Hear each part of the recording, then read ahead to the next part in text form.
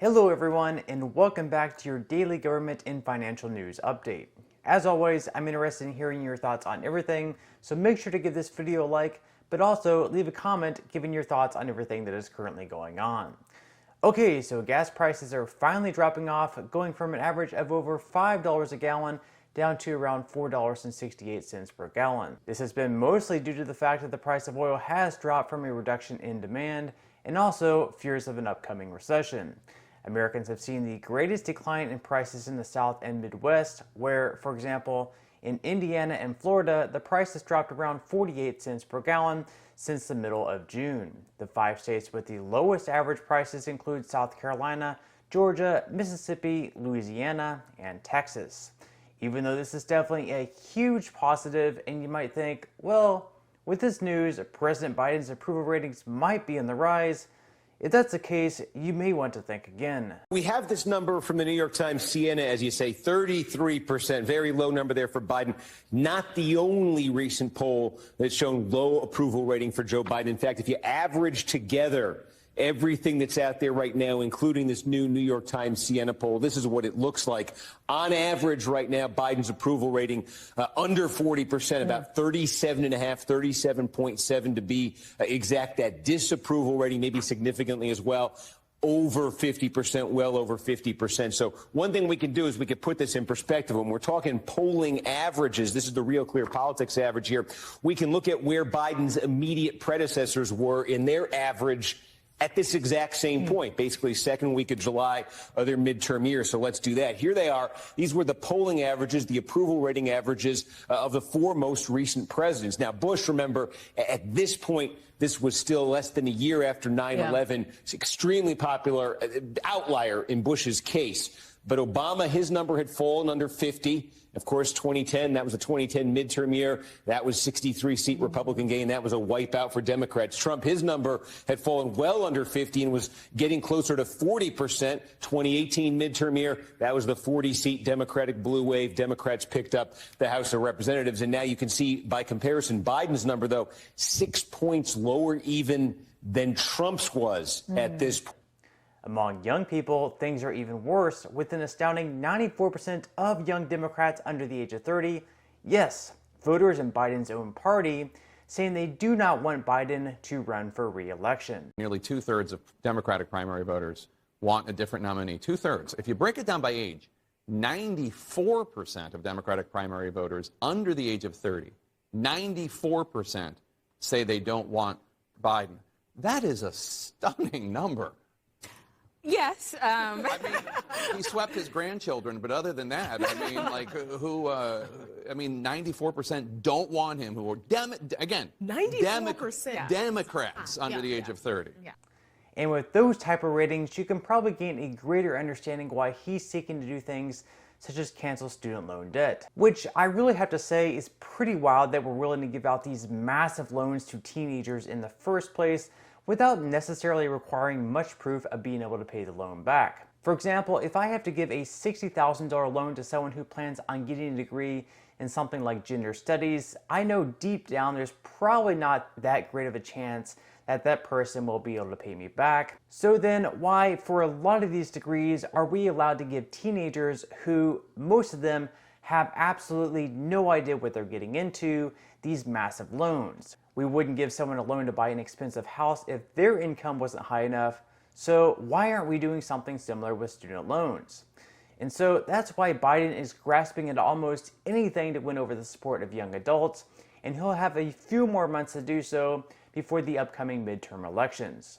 Other than young adults, Hispanic voters, who more and more of them are voting Republican, are another group Biden is trying to win support from. At a recent conference, Joe's wife Jill called the Hispanic community as unique as the breakfast tacos in San Antonio. But we can't get those things on our own.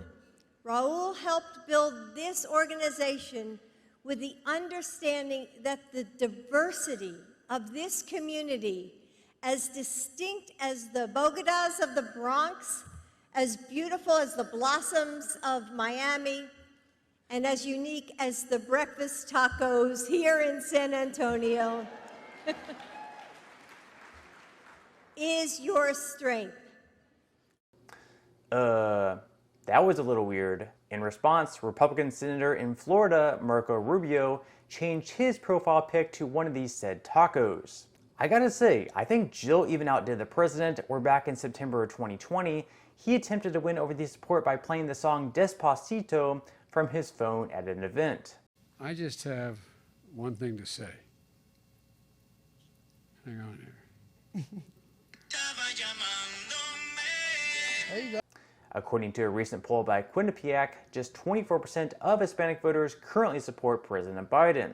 This is also why in left-leaning media outlets such as the New York Times, you're seeing articles calling the new Congresswoman, Mayra Flores, who just won a district that historically always voted for Democratic candidates, being called a far-right Latina. Flores said, "It amazes me that because my values are rooted in God, family, and country, the liberal media takes it upon themselves to attack me and label me far-right." In the article from the New York Times, it then goes on to call other congressional candidates such as Monica de la Cruz and Cassie Garcia part of a far-right Latina movement in Texas. So apparently, minority inclusion is only important for Democrats when minorities vote for the issues they support. If they're against said narratives, they suddenly become far-right extremists. Funny how that works. Okay, now moving on to some news regarding stimulus checks. Even though a fourth round hasn't yet been approved at the federal level and probably never will be, so far 14 states have gone ahead and approved their own relief payments. These include the state of California, where families can receive up to $1,050, and Colorado, where single filers can earn $750 and joint filers can receive $1,500. Residents in Delaware have already received $300 payments back in May, and Georgia also approved up to $500 in rebates for joint filers. Other states that have approved stimulus payments include Hawaii, Idaho, Illinois, Indiana, Maine, New Jersey, New Mexico, Minnesota, South Carolina, and Virginia. Now, in the comment section below, let me know if your state was approved, and if not, do you hope your state sends out some form of relief? Okay, now moving on to some money news, where yesterday the market saw some mixed results. In the S&P 500, for example, the day ended in the red, down over 1%, whereas tech companies fared much better, with the Nasdaq ending the day in the green, up 0.68%. So far today, Dow futures are down by 0.51%, S&P 500 futures are down the same amount, and Nasdaq futures are down 0.45%.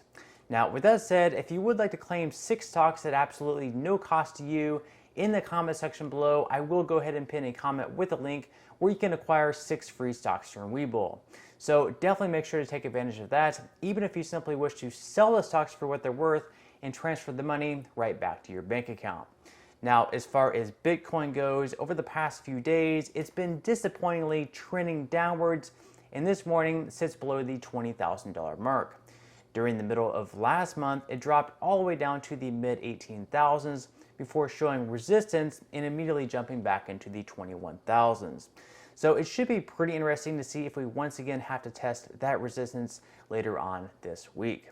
Now, in a new survey of investors by Bloomberg, 60% of respondents said that they actually expect Bitcoin to hit $10,000 before it once again hits $30,000.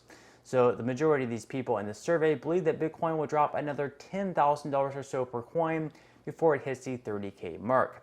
Not exactly the best outlook from the 950 or so respondents who were asked for their sentiment on the cryptocurrency. Now, with that said, let me know in the comment section below how you feel about the future of Bitcoin and other cryptocurrencies, and also, do you currently hold any crypto in your wallet? Also, on top of the 6 free stock offer from Webull, if you make at least one cryptocurrency trade, you also receive $5 in Bitcoin or any other cryptocurrency of your choosing. So if you decide to take advantage of the 6 free stock offer, you may want to look into that as well.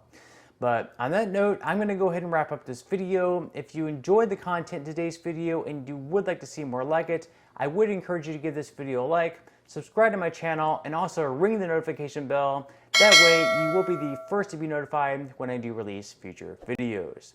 And until next time, have a wonderful rest of your day, and I'll see you in the next video.